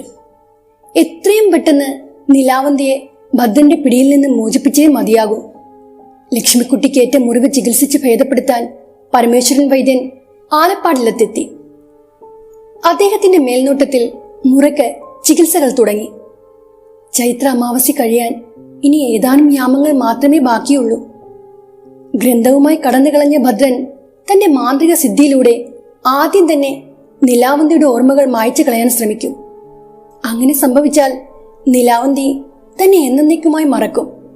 പിന്നീട് ആ ശക്തി ഭദ്രന്റെ അടിമയായി തീരും. അത് പാടില്ല. അയ്യപ്പൻ ധ്യാനത്തിൽ മുഴുകി. ആ ധ്യാനാവസ്ഥയിൽ അവൻ തന്റെ ഗുരുവുമായി സംസാരിച്ചു. നിലാവന്തി ഗ്രന്ഥത്തിന്റെ ഒരേടിൽ ആ ഗ്രന്ഥം രചിച്ച യക്ഷിണിക്ക് ദോഷകാലത്ത് വന്നു ചേരുന്ന ആപത്തിൽ നിന്ന് രക്ഷിക്കാനുള്ള രക്ഷാമന്ത്രങ്ങളും മാന്ത്രിക ക്രിയകളും യക്ഷി തന്നെ അതിൽ എഴുതി ചേർത്തിട്ടുണ്ട്. പക്ഷേ പ്രഗത്ഭനായ ഒരു മാന്ത്രികന് മാത്രമേ അത്തരം ക്രിയകൾ ചെയ്യാനാവൂ. അല്ലെങ്കിൽ ഗുണത്തെക്കാളേറെ അത് ദോഷം ചെയ്യും. ഗ്രന്ഥത്തിൽ പറഞ്ഞിട്ടുള്ള കാര്യങ്ങൾ അയ്യപ്പൻ ഓർത്തെടുക്കാൻ ശ്രമിച്ചു. മേക്കാട്ടുമലയിലെ കിഴക്കിനിയിൽ നാഗയക്ഷിയെ പ്രതിഷ്ഠിച്ചെടുത്ത് ഒരു കെടാവിളക്കുണ്ട്. ആ വിളക്കിലെ അല്പം എണ്ണയും അവിടുത്തെ മൺപുറ്റിൽ നിന്നെടുത്ത കുറച്ച് മണ്ണും കൊണ്ട് ഒരു മാന്ത്രിക ക്രിയ നടത്തേണ്ടതുണ്ട്. ആ മാന്ത്രിക ക്രിയ സഫലമായാൽ സർപ്പാരാധനയുടെ കേന്ദ്രമായ മേക്കാട്ടുമനയിലെ ഒരു സ്വർണ്ണ നാഗം മാന്ത്രിക കളത്തിനരികിൽ സ്വയം പ്രത്യക്ഷപ്പെടും. പിന്നീട് ആ നാഗം നിലാവന്തി ഗ്രന്ഥം എവിടെയാണോ ഇപ്പോഴുള്ളത് അവിടേക്ക് വഴികാട്ടും. കുടിലബുദ്ധിക്കാരനായ ഭദ്രൻ ഗ്രന്ഥം തന്റെ മനയിൽ സൂക്ഷിക്കില്ല എന്ന് അയ്യപ്പൻ അറിയാമായിരുന്നു. ചെയ്യുന്ന മാന്ത്രിക ക്രിയകളിൽ എന്തെങ്കിലും തെറ്റുപറ്റിയാൽ ഗ്രന്ഥത്തിൽ ഉറങ്ങുന്ന യക്ഷി പിന്നീട് ഉണരാത്ത ഉറക്കത്തിലേക്ക് കൂപ്പുകുത്തും. ഇതൊരു പരീക്ഷണം തന്നെയാണ്. ഈ ക്രിയ സഫലമായി തനിക്ക് ചെയ്യാൻ കഴിയുമോ എന്ന് സംശയിച്ചു നിന്നപ്പോഴേ അയ്യപ്പന്റെ മനസ്സിൽ അവന്റെ ഗുരുവിന്റെ വാക്കുകൾ ഉയർന്നു. നിലാവന്തി നിന്റേത് മാത്രമാണ്. ഈ ആപത്തിൽ നിന്ന് ആ യക്ഷിണിയെ രക്ഷിക്കാൻ നിനക്ക് മാത്രമേ കഴിയൂ. പിന്നീട് ഒരു നിമിഷം പോലും അയ്യപ്പന് ചിന്തിക്കേണ്ടി വന്നില്ല. അവൻ ദ്രുതഗതിയിൽ മേക്കാട്ട് മനയിലേക്ക് തിരിച്ചു. ഇരുട്ടി വെളുക്കും മുമ്പേ അവൻ മനയിലെത്തി. അവിടുത്തെ നമ്പൂതിരിയെ കണ്ട് അയ്യപ്പൻ കാര്യങ്ങളെല്ലാം വിശദീകരിച്ചു. എല്ലാ കാര്യങ്ങളും കേട്ടതിന് ശേഷം വൃദ്ധനായ ആ നമ്പൂതിരി പറഞ്ഞു, കാവിലെ നാഗരാജാവിന്റെയും നാഗയക്ഷിയുടെയും പ്രതിഷ്ഠയ്ക്ക് മുന്നിൽ ചെന്ന് കരഞ്ഞു പ്രാർത്ഥിച്ചോളൂ. പക്ഷിമൃഗാദികളുടെ സഖിയായ ആ ഗ്രന്ഥയക്ഷിയുടെ രക്ഷക്കായി ആയമ്മ തന്റെ സന്താനത്തെ അനുഗ്രഹിച്ചയക്കും. നമ്പൂതിരിയുടെ നിർദ്ദേശപ്രകാരം അയ്യപ്പൻ നാഗരാജാവിന്റെയും നാഗയക്ഷിയുടെയും പ്രതിഷ്ഠയ്ക്ക് മുന്നിൽ കൈകൾ കൂപ്പി കരഞ്ഞു പ്രാർത്ഥിച്ചു. മനയിൽ നിന്ന് മടങ്ങും മുമ്പ് അവൻ കാവിലെ കെടാവിളക്കിൽ നിന്ന് അല്പം എണ്ണയും അവിടുത്തെ മൺകുറ്റിൽ നിന്ന് മാന്ത്രിക ക്രിയകൾക്ക് ആവശ്യമായ മണ്ണും ശേഖരിച്ച് ആലപ്പാടില്ലത്തേക്ക് തിരിച്ചു. കൃഷ്ണപക്ഷത്തിലെ ആ അമാവാസി അപ്പോഴും അവസാനിച്ചിരുന്നില്ല. പിന്നീട് ഒട്ടും വൈകാതെ അയ്യപ്പൻ ഗ്രന്ഥത്തിൽ പറഞ്ഞതുപോലെ തന്നെ മാന്ത്രിക ക്രിയകൾ ആരംഭിച്ചു.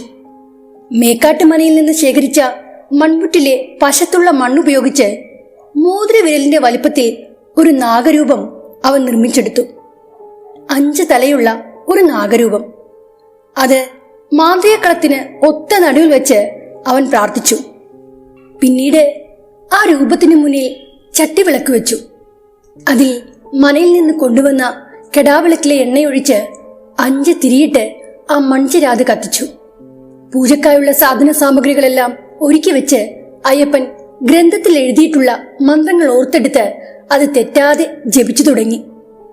ചന്ദ്രപ്രഭയില്ലാത്ത ആകാശം ആകെ ഇരുണ്ടു കിടന്ന ആ രാത്രിയിൽ മാന്ത്രികക്കളത്തിലെ മൺചിരാതിൽ തെളിഞ്ഞ 5 തിരിയും അതീവ ശോഭയോടെ കത്തിജ്വലിച്ചു. ആ മാന്ത്രിക ക്രിയകൾ അവസാനിക്കും മുമ്പേ മാന്ത്രികക്കളത്തിനരികെ മനയിലെ മണ്ണുകൊണ്ട് നിർമ്മിച്ച മോതിരവിരലിന്റെ വലിപ്പത്തിലുള്ള ഒരു സ്വർണ്ണ നാഗം പ്രത്യക്ഷപ്പെട്ടു. മൺചിരാതിലെ ദീപനാളത്തിന്റെ പ്രഭയാൽ ആ നാഗത്തിന്റെ കണ്ണുകൾ മരതക കല്ലുപോലെ തിളങ്ങി. സ്വർണ്ണനാഗത്തെ കണ്ടതോടെ അയ്യപ്പൻ ആകെ സന്തോഷമായി. ആ നാഗത്തിന്റെ വരവോടെ താൻ ചെയ്ത മാന്ത്രിക ക്രിയ സഫലമായി എന്ന് അവന് മനസ്സിലായി. നാഗത്തിന് മുന്നിൽ കൈകൂപ്പി പ്രാർത്ഥിച്ചുകൊണ്ട് അയ്യപ്പൻ താഴ്മയായി പറഞ്ഞു, ഗ്രന്ഥമിരിക്കുന്ന ദിക്കിലേക്ക് വഴി കാട്ടിയാലും നാഗരാജാവേ. ഉടൻ തന്നെ ആ നാഗം വേഗത്തിൽ മുന്നോട്ടിഴഞ്ഞു നീങ്ങി. മിന്നലൊളി പോലെ തിളങ്ങുന്ന ആ സ്വർണ്ണനാഗത്തിന്റെ പിന്നാലെ കയ്യിൽ ഒരു പന്തവുമായി അയ്യപ്പനും യാത്രയായി. ഇല്ലത്തിന്റെ മുറ്റത്ത് വിശ്രമിച്ച ലക്ഷ്മിക്കുട്ടിക്കരികിലേക്കാണ് ആ നാഗം ആദ്യം ഇഴഞ്ഞെത്തിയത്. സ്വർണ്ണനാഗത്തെ കണ്ട മാത്രയിൽ നിലത്തേക്ക് തലചായ്ച്ചു കിടന്ന ആന ചാടി എണീറ്റു. ആ നാഗത്തിന്റെ ഒറ്റ ദർശനത്തിൽ തന്നെ ലക്ഷ്മിക്കുട്ടിക്ക് ആകെ ഒരു ഉണർവുണ്ടായി. അവൾ തുമ്പിക്കൈ ഉയർത്തി അയ്യപ്പനെ അനുഗ്രഹിച്ചയച്ചു. മുന്നേ ഇഴഞ്ഞു നീങ്ങിയ ആ സ്വർണ്ണനാഗത്തെ കറുത്തവാവിന്റെ ഇരുട്ടിലും അവന് വ്യക്തമായി കാണാമായിരുന്നു. വഴികാട്ടിയായ നാഗത്തിന്റെ പിന്നാലെ യാത്ര തിരിച്ചതു മുതൽ അയ്യപ്പനെ പിന്തുടർന്ന് ഒരു അരൂപിയും ഉണ്ടായിരുന്നു. ഇരുട്ടിൽ കേട്ട ഭയപ്പെടുത്തുന്ന സൽക്കാരത്തിൽ നിന്ന് ആ ശക്തിയുടെ സാന്നിധ്യം അയ്യപ്പൻ അറിഞ്ഞു. അതിന്റെ ഉദ്ദേശം തന്റെ മാർഗം തടയുക തന്നെയാണ്.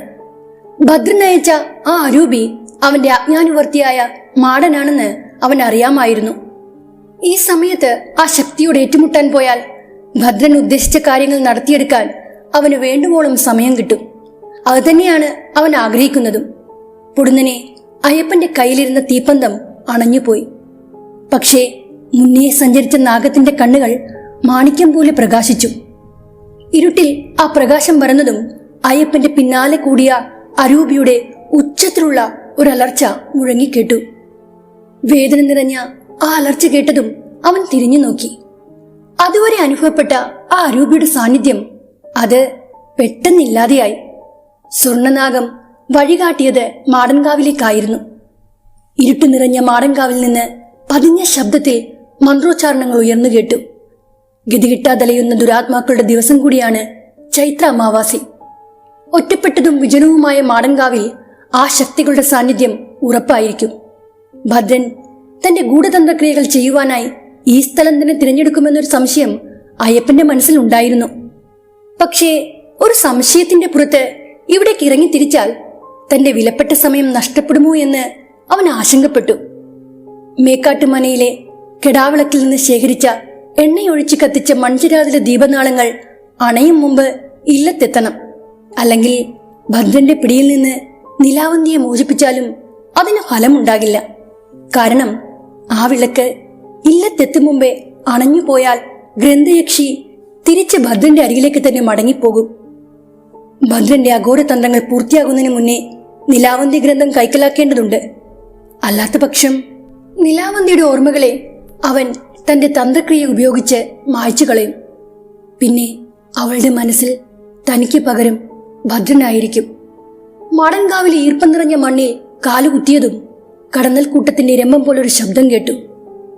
ഒരു തണുപ്പം കാറ്റായി പാഞ്ഞു വന്ന കറുത്ത പുക പോലെയുള്ള നെൽരൂപങ്ങൾ അയ്യപ്പൻ അരികിലേക്ക് അടുത്തില്ല. മിന്നലൊളി പോലെ അവന്റെ മുന്നേ പാഞ്ഞു പോകുന്ന നാഗത്തെയാണ് അവർ ഭയക്കുന്നതെന്ന് അയ്യപ്പന് മനസ്സിലായി. നിശാസഞ്ചാരികളായ പക്ഷിമൃഗാദികളുടെ കൂകിവിളികൾ പെട്ടെന്നുയർന്നു കേട്ടപ്പോൾ തന്റെ വരവറിയിച്ചുകൊണ്ട് അവറ്റകൾ ഭദ്രന് അറിയിപ്പ് കൊടുത്തതാണോ എന്ന് അയ്യപ്പൻ ഒരു നിമിഷം സംശയിച്ചു. പക്ഷേ അവന്റെ ആ സംശയം തെറ്റായിരുന്നു. ഇരുട്ടിൽ ഇരതേടുന്ന പക്ഷിമൃഗാദികൾ കൂവി ഉണർത്തിയത് നിലാവന്തി എന്ന യക്ഷിണിയെയായിരുന്നു. ഈ ഭൂമിയിലെ സകലമാന ജീവജന്തുക്കളുടെയും ഭാഷ മനസ്സിലാക്കാനുള്ള കഴിവ് ആ യക്ഷിണിക്കുണ്ട്. മാടൻകാവിലെ കൽവിഗ്രഹത്തിന് അരികെയുള്ള ചെറിയ ഗുഹയ്ക്ക് മുന്നിൽ തീപ്പന്തങ്ങൾ എരിഞ്ഞു കത്തുന്നുണ്ടായിരുന്നു.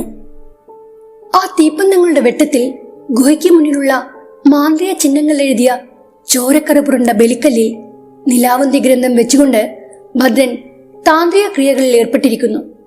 തന്റെ ജോലിയിൽ തടസ്സമുണ്ടായാൽ അത് നേരിടാൻ അവൻ വേണ്ട മുന്നൊരുക്കങ്ങൾ നേരത്തെ തന്നെ ചെയ്തിരുന്നു. പക്ഷേ ആഭിചാര ക്രിയകളിലൂടെ അവൻ തന്റെ അടിമകളാക്കിയ മാടനും മറ്റ് ശക്തികളും മുന്നേ തന്നെ ഭയന്ന് പിന്മാറിയിരിക്കുന്നു. ഇനിയുള്ളത് അവൻ തീറ്റിപ്പൂറ്റി വളർത്തുന്ന മല്ലന്മാരായ അവന്റെ ശിങ്കിടികളാണ്. അവർ ഓരോരുത്തരായി ഇരുട്ടിൽ നിന്ന് അയ്യപ്പനെ നേരിടാനായി മുന്നോട്ട് വന്നു. പക്ഷേ കൊഴുത്തിരുണ്ട മാംസപേശികളുള്ള ആ മല്ലന്മാരുമായി അയ്യപ്പൻ ഏറ്റുമുട്ടേണ്ടി വന്നില്ല. അതിനു മുമ്പേ അവർ ഓരോന്നും കുഴഞ്ഞു നിലത്തേക്ക് വീണു. മാടൻകാവിലെ സകലമാന ഇഴജന്തുക്കളും സ്വർണ്ണ നാഗത്തിന്റെ വരുതിയിലാണ്. ആ നാഗത്തിന്റെ മരതക കണ്ണുകളിൽ നിന്നുള്ള തിളക്കം അത് അത്രമേൽ തീവ്രമായിരുന്നു. മരച്ചില്ലകളിലും പൊത്തുകളിലും കണ്ട ഇഴജന്തുക്കൾ ആ സ്വർണ്ണ നാഗത്തെ കണ്ട മാത്രയിൽ തന്നെ അതിന്റെ ദാസർ എന്ന പോലെ പ്രവർത്തിച്ചു. നിലത്ത് വീണ കരിയിലക്കൂട്ടങ്ങൾക്കടിയിൽ നിന്ന് മണം വിരിച്ചെത്തിയ വിഷപ്പാമ്പുകളുടെ കടിയേറ്റ് ഭദ്രന്റെ സഹായികളുടെ ജീവൻ പൊലിഞ്ഞുപോയി. പക്ഷേ അവയിൽ ഒന്നുപോലും അയ്യപ്പനെ ഉപദ്രവിച്ചില്ല. ചന്ദ്രബിംബത്തിൽ പതിഞ്ഞ കരിനിഴൽ മെല്ലെ മാറിത്തുടങ്ങി. ആ അമാവാസ രാത്രി കഴിയാൻ ഏതാനും യാമങ്ങളേയുള്ളൂ. തന്റെ സഹായത്തിനായി ഒപ്പം കൂട്ടിയ മല്ലനും മാടനും മറ്റു ശക്തികൾക്കും തോൽവി സംഭവിച്ചുവെന്ന് മനസ്സിലായപ്പോൾ ഭദ്രന് ഒരു പരിഭ്രമമുണ്ടായി. എങ്കിലും അവൻ താൻ തുടങ്ങിവെച്ച മന്ത്രതന്ത്ര ക്രിയകൾ ഇടയ്ക്ക് വെച്ച് നിർത്താൻ തയ്യാറായില്ല. മതി, നിർത്ത് ഭദ്ര. നീ എത്രയൊക്കെ ശ്രമിച്ചാലും നിലാവന്തിയെ സ്വന്തമാക്കാൻ നിനക്ക് കഴിയില്ല. അയ്യപ്പന്റെ വാക്കുകൾ കേട്ട് ഭദ്രൻ ഉറക്കെ ചിരിച്ചു. നിന്റെ രക്ഷകയായ യക്ഷി നിന്നെ മറന്നിരിക്കുന്നു. അവളുടെ മനസ്സിൽ നീ ഇപ്പോഴില്ല. നിന്നെക്കുറിച്ചുള്ള സകലമാന ഓർമ്മകളും അവളുടെ മനസ്സിൽ നിന്ന് എനിക്ക് മായ്ച്ചു കളയാൻ കഴിഞ്ഞെങ്കിൽ ആ യക്ഷിയെ എന്റെ ദാസിയാക്കാനും എനിക്ക് കഴിയും. ഭദ്രന്റെ ആ സംസാരം കേട്ട് അയ്യപ്പന്റെ ഉള്ളിലൊരു ആന്തലുണ്ടായി. ബലിക്കല്ലിന് മുകളിൽ കറുത്ത തുണി കൊണ്ട് പൊതിഞ്ഞ ഗ്രന്ഥത്തിലേക്ക് നോക്കിക്കൊണ്ട് അയ്യപ്പൻ നിലാവന്തി എന്ന് ഉറക്കെ വിളിച്ചു. മറുപടി ഒന്നും ഉണ്ടായില്ല. പലതവണ വിളിച്ചിട്ടും അത് തന്നെയായിരുന്നു സ്ഥിതി. അയ്യപ്പന്റെ മുഖത്തെ വെപ്രാളം കണ്ട് ഭദ്രൻ ഉറക്കെ ചിരിച്ചു. ഈ ഞാഞ്ഞൂല് പോലത്തെ നാഗത്തെ കൊണ്ട് എന്റെ സഹായിയായി നിന്നവരെയെല്ലാം നീ തുരത്തിയെങ്കിലും പക്ഷേ ഈ ഗ്രന്ഥമോ ഇതിൽ വസിക്കുന്ന യക്ഷിയെയോ നിനക്കിവിടുന്ന് കൊണ്ടുപോകാൻ കഴിയില്ല. അറ്റം പിളർന്ന നാവ് പുറത്തേക്ക് നീട്ടി ഭദ്രൻ അയ്യപ്പനെ വെല്ലുവിളിച്ചു. ഭദ്രന്റെ ധിക്കാരം നിറഞ്ഞ വാക്കുകൾ കേട്ട് നാഗം ഭണം വിടർത്തിക്കൊണ്ട് അവനെ നേർക്ക് ചീറ്റിയെടുത്തു. നാഗം പാഞ്ഞെടുത്തതും ഭദ്രൻ ഗരുഡമന്ത്രം ചൊല്ലാൻ തുടങ്ങി. അതോടെ ആ സ്വർണ്ണ നാഗം അകന്നു മാറി. പിന്നീട് അയ്യപ്പനാണ് ഭദ്രനെ നേരിട്ടത്. മെയ്വഴക്കമുള്ള മല്ലന്മാരെ പോലെ ഇരുവരും ഏറ്റുമുട്ടി. രണ്ടാളും തമ്മിലുള്ള മൽപ്പിടുത്തം നടക്കുന്നതിനിടയിൽ കണ്ണഞ്ചിപ്പോകുന്ന ഒരു പ്രകാശം അവിടെ ആകെ പരന്നു. കരിനിഴലിന്റെ മറന്നീങ്ങിയ ചന്ദ്രബിംബം മെല്ലെ മെല്ലെ ശോഭിച്ചു തുടങ്ങിയ സമയത്ത് ഭണം വിടർത്തി നിന്ന സ്വർണ്ണനാഗത്തിന്റെ ശിരസിൽ ഒരു മാണിക്കക്കല്ല് സൂര്യനെ പോലെ തിളങ്ങി. നാഗമാണിക്യത്തിന്റെ പ്രകാശത്താൽ ബലിക്കല്ലിലിരുന്ന ഗ്രന്ഥം ചെറുതായി ഒന്ന് അനങ്ങി. കറുത്ത തുണി കൊണ്ട് മൂടിക്കെട്ടിയ ആ ഗ്രന്ഥത്തിന് മുകളിലെ ബന്ധനങ്ങളൊക്കെയും താനേ അഴിഞ്ഞു വീണു. മാടൻകാവിൽ വീശിയ കാറ്റിൽ നിലാവന്തി ഗ്രന്ഥത്തിന്റെ താളുകൾ മെല്ലെ മറിഞ്ഞു തുടങ്ങി. ആ നിമിഷം നിലാവന്തി എന്ന യക്ഷിണി ഗ്രന്ഥത്തിൽ നിന്നുണർന്നു. യക്ഷിയുടെ വരവോടെ മാടൻകാവിൽ അലയടിച്ച കാറ്റിൽ പാലപ്പൂവിന്റെ ഗന്ധം പരന്നു. പക്ഷേ ഗ്രന്ഥത്തിൽ നിന്ന് പുറത്തു കിടന്ന നിലാവന്തി ഭദ്രനരികിലേക്കാണ് നടന്നെടുത്തത്. അയ്യപ്പനെ മറന്നതുപോലെയായിരുന്നു നിലാവന്തിയുടെ പെരുമാറ്റം. ഭദ്രൻ ചെയ്ത അഘോര മന്ത്രങ്ങൾ ആ യക്ഷിണിയെ അവന്റെ അടിമയാക്കി തീർത്തോ എന്ന് അയ്യപ്പൻ സംശയിച്ചു. അത് സത്യമായിരുന്നു. ആ ഗ്രന്ഥം അത്ര നേരം വരെ ഭദ്രന്റെ കൈവശമാണ് ഉണ്ടായിരുന്നതെങ്കിലും ആ ഒരു സമയത്താണ് ആദ്യമായി അവൻ ആ ഗ്രന്ഥയക്ഷിയെ നേരിൽ കണ്ടത്. എല്ലാം മറന്ന് ഭദ്രൻ യക്ഷിയുടെ സൗന്ദര്യത്തിൽ ലയിച്ചു നിന്നു. താൻ ഒരിക്കൽ പോലും ഇത്രയും സൗന്ദര്യമുള്ള ഒരു സ്ത്രീയെ കണ്ടിട്ടില്ല. തിളക്കമുള്ള വിടർന്ന കണ്ണുകൾ, നീണ്ട നാസികാഗ്രത്തിൽ നക്ഷത്രപ്പൊട്ടുപോലെയുള്ള ചുവന്ന കല്ലിന്റെ മുക്കുത്തി, പനിനീർപ്പൂവിന്റെ നിറമുള്ള ചുവന്ന അതരങ്ങൾ, കറുത്ത നീണ്ട ചുരുണ്ട മുടിയഴകൾ മുട്ടൊപ്പമുണ്ട്. ആരെയും ആകർഷിക്കുന്ന അകാര വടിവ്. മുമ്പൊരിക്കൽ താൻ അടിമയാക്കിയ മാടന്റെ സഹായത്താൽ നിലാവന്തിയെ സ്വന്തമാക്കാൻ ശ്രമിച്ചെങ്കിലും ആ അരൂപി യക്ഷിയുടെ കുറച്ച് മുടീജകളാണ് തന്നെ ഏൽപ്പിച്ചത്. ആ മുടീജകൾ കൊണ്ട് നടത്തിയ വശീകരണം അത് ഫലം കണ്ടിരിക്കുന്നു. പക്ഷേ ഭദ്രന്റെ മുഖത്ത് വിരിഞ്ഞ ചിരിക്ക് അല്പായസേ ഉണ്ടായിരുന്നുള്ളൂ. സ്വർണ്ണനാഗത്തിന്റെ ചിരസിലെ മാണിക്യം വെട്ടിത്തിളങ്ങാൻ തുടങ്ങിയതും ഭദ്രനരികിലേക്ക് നടന്നെടുത്ത നിലാവന്തി പൊടുന്നിനെ നിന്നു. നാഗത്തിന്റെ നോട്ടം ഗ്രന്ഥയക്ഷിയുടെ കണ്ണുകളിലേക്കായിരുന്നു. ആ ഒരു നിമിഷം കൊണ്ട് തന്നെ പഴയ ഓർമ്മകളൊക്കെയും നിലാവന്തി ഓർത്തെടുത്തു. ഒരു നിമിഷത്തേക്ക് എന്താണ് തന്റെ മുന്നിൽ നടക്കുന്നതെന്ന് ഭദ്രന് മനസ്സിലായില്ല. പക്ഷേ നിലാവന്തിയുടെ നാവിൽ നിന്ന് അയ്യപ്പന്റെ പേര് കേട്ടതും ഭദ്രന്റെ കണ്ണുകൾ ദേഷ്യം കൊണ്ട് ചുവന്നു. പിന്നീട് അവന്റെ മന്ത്രജപങ്ങൾക്കൊന്നും ഒരു ഫലവും ഉണ്ടായില്ല. കാരണം ചൈത്ര അമാവാസിയുടെ അവസാന യാമവും കഴിഞ്ഞു പോയിരുന്നു. അതോടെ നിലാവന്തി പൂർവാധികം ശക്തി പ്രാപിച്ചു. ആ യക്ഷിണിയുടെ തീക്ഷ്ണമായ നോട്ടമേറ്റതും ഭദ്രന് പിന്നീട് അനങ്ങാനേ കഴിഞ്ഞില്ല. അവന്റെ ശരീരം ആകെ മരച്ചുപോയി. അപ്പോഴേക്കും സ്വർണ്ണനാഗത്തിന്റെ വിഷപ്പല്ലുകൾ ഭദ്രന്റെ വലത് കാൽപാദത്തിൽ ആഴ്ന്നു കഴിഞ്ഞിരുന്നു. വിഷന്നീണ്ടിയ ഭദ്രന് പിന്നെ ഒന്നും ചെയ്യാൻ കഴിയുമായിരുന്നില്ല. അവന്റെ നീലിച്ച ശരീരം നിലത്തേക്ക് കുഴഞ്ഞു വീണു. ഗ്രന്ഥവും കയ്യിലെടുത്ത് നിലാവന്തിയുടെ കൈയും പിടിച്ച് മാടൻകാവിന് പുറത്തേക്ക് നടന്ന അയ്യപ്പനെ നോക്കിക്കൊണ്ട് ഭദ്രന്റെ കണ്ണുകൾ എന്നേക്കുമായി അടഞ്ഞുപോയി. ആലപ്പാടില്ലത്തിന്റെ മുറ്റത്ത് കത്തിച്ചു വെച്ച ആ മൺചിരാതിലെ ദീപനാളം അപ്പോഴും അണഞ്ഞിരുന്നില്ല. ഗ്രന്ഥവുമായി മടങ്ങിയെത്തിയ അയ്യപ്പനെ കണ്ടതും ലക്ഷ്മിക്കുട്ടി സന്തോഷം കൊണ്ട് ഉറക്കെ ഉറക്കെ ചിഹ്നം വിളിച്ചു. കഴിഞ്ഞു പോയ രാത്രിയിൽ ഇല്ലത്തിന്റെ മുറ്റത്ത് അവൻ ഒരുക്കിയ മാതൃകളത്തിനടുത്തെത്തിയ സ്വർണ്ണനാഗം വന്നതുപോലെ തന്നെ അപ്രത്യക്ഷമായി. മേക്കാട്ടുമനയിൽ നിന്ന് കൊണ്ടുവന്ന മണ്ണുകൊണ്ടുണ്ടാക്കിയ ആ നാഗരൂപത്തിന് മുന്നിൽ നന്ദിപൂർവം കൈതൊഴുത് അയ്യപ്പൻ പ്രാർത്ഥിച്ചു. പിന്നീടുള്ള ഓരോ രാത്രികൾ ഇരുട്ടി വെളുക്കുമ്പോഴും ഗോവിന്ദപുരത്തുള്ളവർക്ക് പറയാൻ ഓരോരോ കഥകൾ ഉണ്ടായിരുന്നു. അയ്യപ്പൻകുട്ടിയുടെ ഇല്ലത്തെ പടിപ്പുരയ്ക്കടുത്തായി ഓലക്കുടയും പിടിച്ച് പനങ്കുല പോലെയുള്ള മുടിയഴിച്ചിട്ട് ഒരു പെണ്ണ് നിൽക്കുന്നതായി ചിലർ കണ്ടുവത്രേ. ഇല്ലത്തിന്റെ തെക്കിനിയിൽ നിന്ന് കുപ്പിവളകൾ കിലുങ്ങുന്നത് പോലെയുള്ള പൊട്ടിച്ചിരി കേട്ടെന്നും പതിഞ്ഞ ശബ്ദത്തിലുള്ള സംസാരം കേട്ടെന്നുമാണ് ചിലർക്ക് പറയാനുണ്ടായിരുന്നത്. ആലപ്പാട് ഇല്ലത്തിന്റെ പടിഞ്ഞാറപ്പറമ്പിലെ ഏഴിലമ്പാല പൂത്തതോടെ പലരും ആ യക്ഷിയെ പതിവായി കണ്ടുവത്രേ. അയ്യപ്പൻകുട്ടിയുടെ ഇല്ലത്ത് ഒരു യക്ഷിയുണ്ട്, പക്ഷേ അത് ആർക്കും ഒരു ഉപദ്രവം ഉണ്ടാക്കിയിട്ടില്ലെന്ന് അവർ അടക്കം പറഞ്ഞു.